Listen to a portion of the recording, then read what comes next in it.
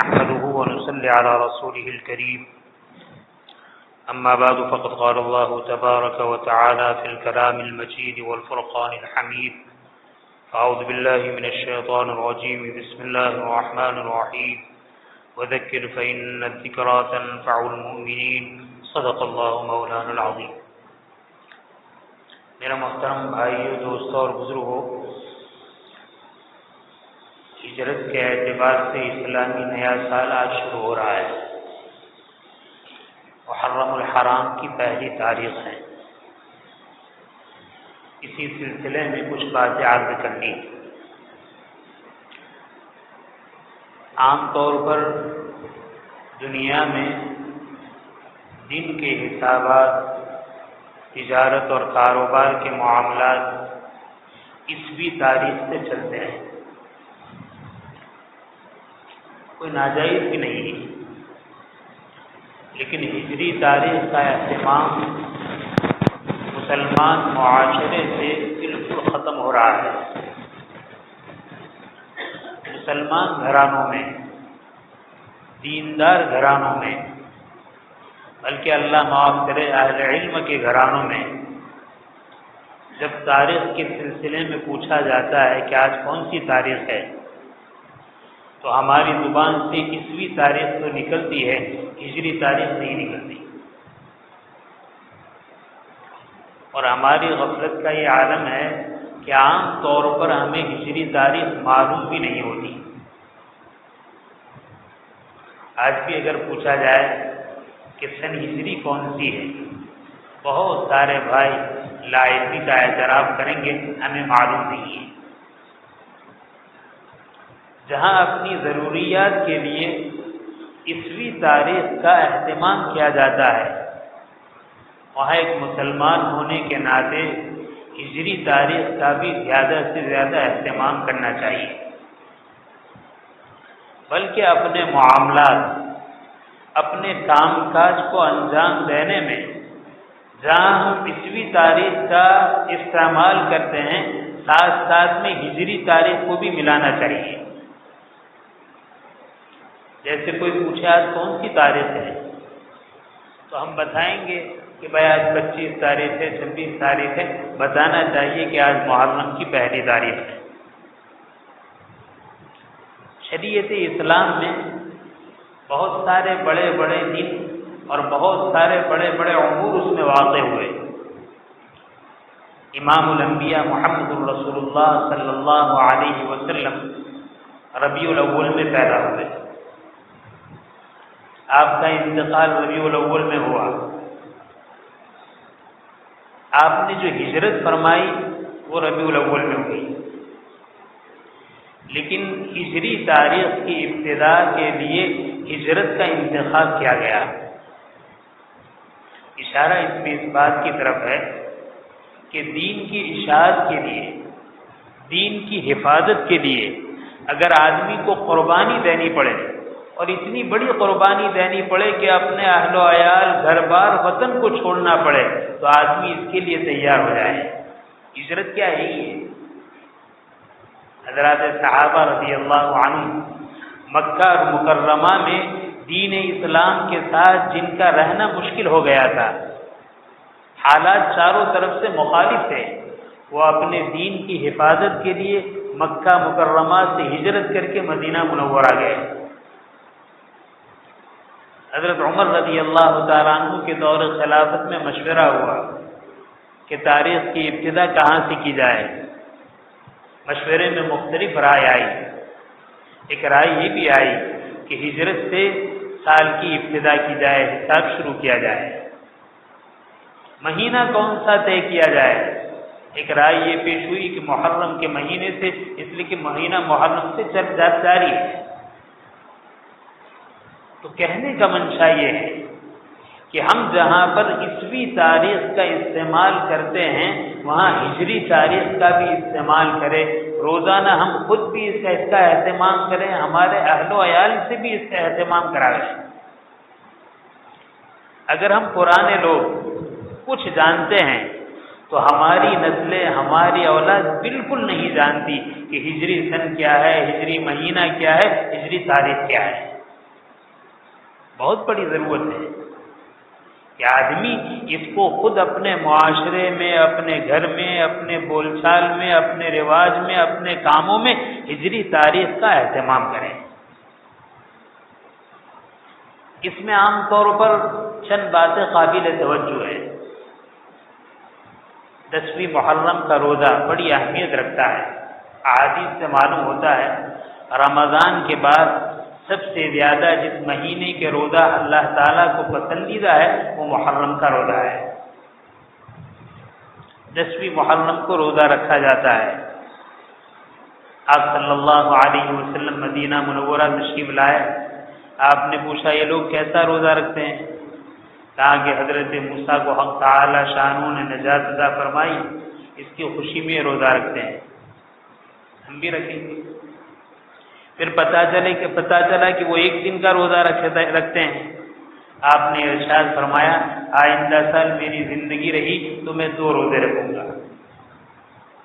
دیکھو یہاں سمجھنے کی چیز، روزہ ایک بہت بڑی عبادت ہے، لیکن ایسے کاموں میں یہود کے ساتھ مشابہت ہو رہی تھی، آپ نے اس مشابہت کو پسند نہیں فرمایا۔ سوچنے کی بات ہے، عبادت ہے، اللہ کا ایک فریضہ ہے، لیکن ایک فریضے کو، ایک روزے کو رکھنے میں یہود کے ساتھ مشابہت ہوتی تھی، آپ نے اس مشابہت کو پسند نہیں فرمایا اور یہ فرمایا کہ اگر یہ 1 روزہ رکھتے ہیں تو ہم ان کی مخالفت میں 2 روزے رکھیں گے۔ ہمارے وہ مسلمان بھائی جو اپنی نادانی سے، اپنی غفلت سے یہود و نصارہ کی مشابہت ارادے کے ساتھ اختیار کرتے ہیں۔ ہمارے بال یہود و نصارہ کی طرح ہونے چاہیے، ہمارا لباس یہود و نصارہ کی طرح ہونا چاہیے، ہماری وضاقت فیشنیبل ہونی چاہیے۔ میں بہت ٹھنڈے دل سے ان کو سمجھانا چاہتا ہوں کہ ہمارے اور آپ کے آقا محمد الرسول اللہ صلی اللہ علیہ وسلم کا حال تو یہ ہے کہ وہ روزے جیسی عبادت میں ان کی مشابہت کو پسند نہیں فرماتے، اور ہم اللہ کے رسول صلی اللہ علیہ وسلم کی سنت کو چھوڑ کر ان کے طریقے کو فخر کے طور پر، عزت کے طور پر، شرافت کے طور پر اپنائے، کتنی بری چیز ہے۔ آج ہمارا حال یہ ہے کہ مسلمان کو پہچاننا مشکل ہو گیا ہے۔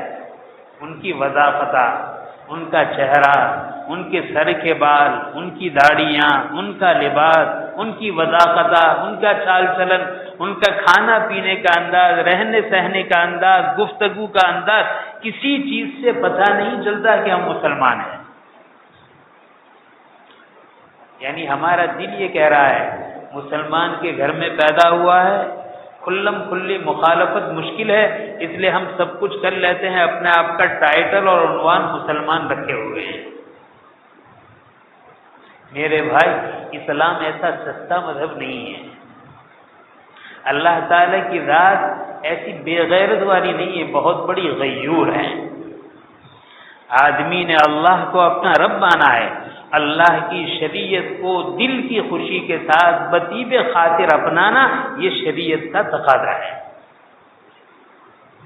شریعت اپنا دینا یہ خالی کمال نہیں ہے، شریعت پر چل پڑنا یہ خالی کمال نہیں، خوش دلی کے ساتھ، بشاشت کے ساتھ، دل کے اطمینان کے ساتھ، دل کے سکون کے ساتھ اس کو قبول کرنا یہ اصل ہے۔ اور یہ کب ہوگا؟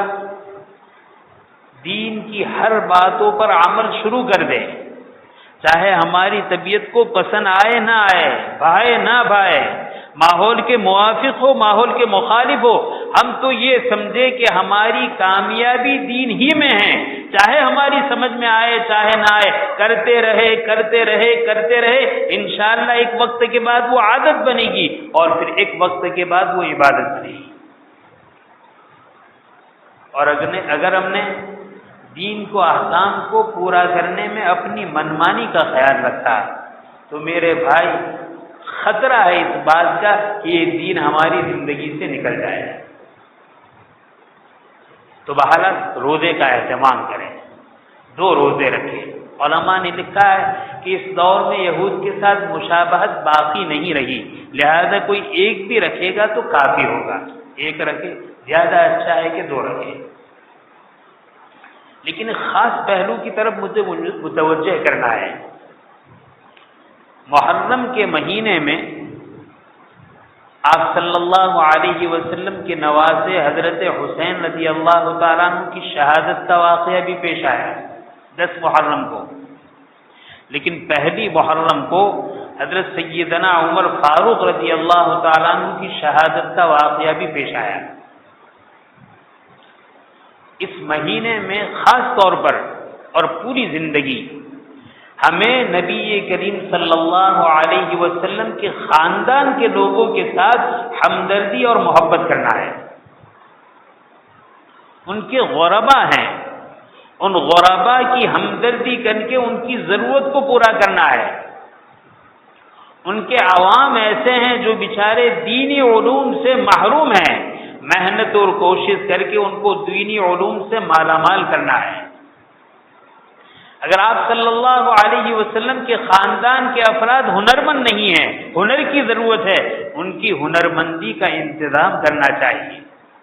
اگر وہ دینی علوم کے ساتھ دنیاوی علوم حاصل کرنا چاہتے ہیں، ان کی دینی علوم کے ساتھ دنیاوی علوم کے حصول کے اسباب اختیار کرنا چاہیے۔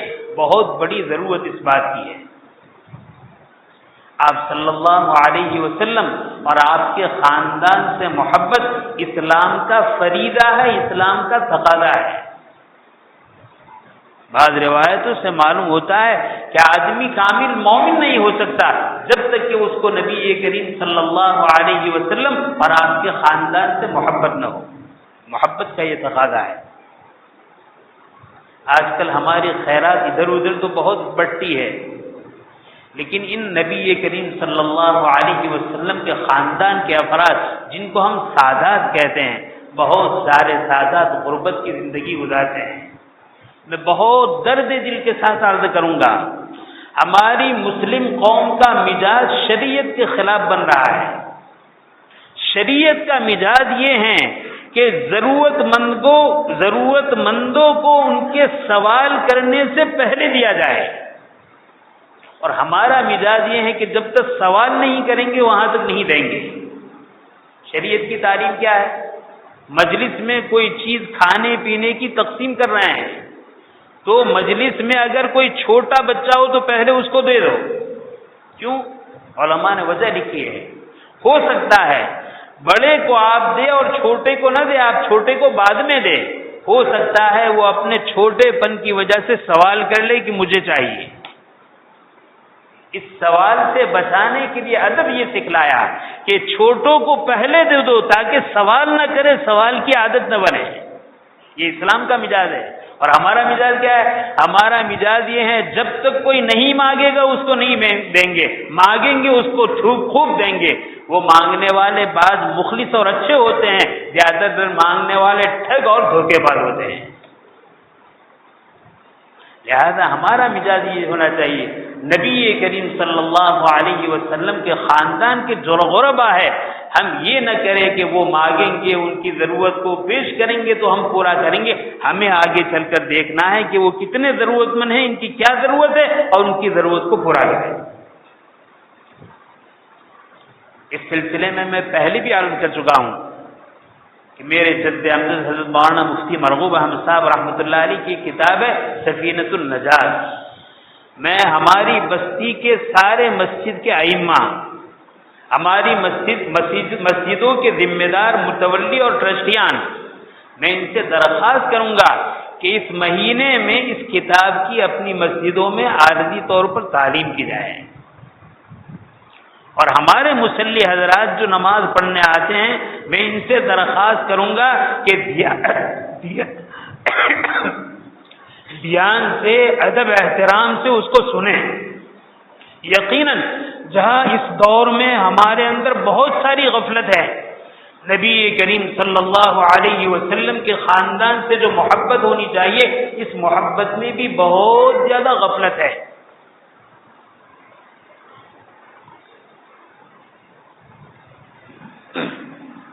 اس غفلت کو دور کرنے کے لیے بہت زیادہ مفید ہے کہ نبی کریم صلی اللہ علیہ وسلم کے ساتھ محبت، آپ کے خاندان کا ادب احترام، آپ کے خاندان کی ہمدردی اور غمخواری، ایسے ایسے واقعات اور احادیث کو حضرت نے جمع کیا ہے، واقع میں اگر آدمی اس کو پڑھے سنے، نبی کریم صلی اللہ علیہ وسلم کے خاندان کی محبت اور عظمت دل میں پیدا ہوتی ہے۔